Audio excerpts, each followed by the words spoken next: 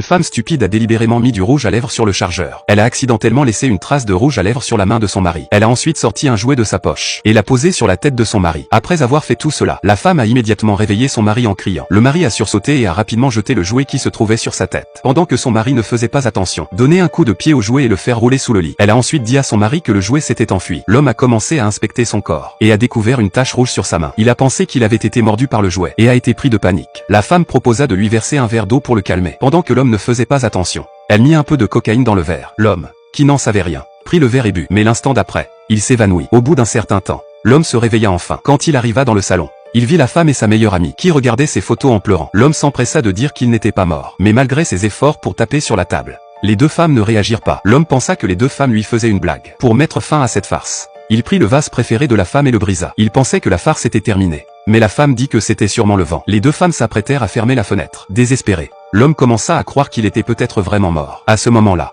la lumière s'éteignit soudainement. Au même moment, un homme vêtu de noir apparut derrière lui. En voyant les vêtements de l'homme en noir, l'homme regarda immédiatement sa propre photo mortuaire. Il pensait que c'était un messager de l'enfer. Mais il ne voulait pas croire qu'il était vraiment mort. Il demanda donc confirmation à l'homme en noir. Mais même après avoir obtenu la confirmation de l'homme en noir, l'homme n'osait toujours pas y croire. Lorsque l'homme en noir s'apprêta à l'emmener, l'homme s'empressa de l'en empêcher. Il prit rapidement un pot de sel sur la table et répandit le sel en formant un cercle autour de l'homme en noir. Une fois cela fait, il se crut en sécurité. Mais il ne s'attendait pas à ce que cela n'ait aucun effet sur l'homme en noir. À ce moment-là, l'homme crut à son histoire et dit qu'il avait besoin de quelques minutes pour se changer avant de le suivre. Mais lorsque l'homme entra dans la pièce, il tenta de s'échapper en sautant par la fenêtre. Cependant, l'homme en noir connaissait son petit stratagème. Il s'approcha et le tira vers le bas. L'homme en noir dit qu'il allait le jeter dans le 18e cercle de l'enfer. Cela effraya l'homme. À ce moment-là, l'homme en noir dit qu'il pouvait lui donner une chance, à condition qu'il révèle son secret. L'homme raconta alors qu'à l'âge d'1 an, il avait surpris quelqu'un en train de se laver. Mais ce n'était manifestement pas ce que l'homme en noir voulait savoir. Immédiatement après, l'homme en noir sortit une culotte de femme de sa poche et lui demanda à qui elle appartenait. En voyant la culotte,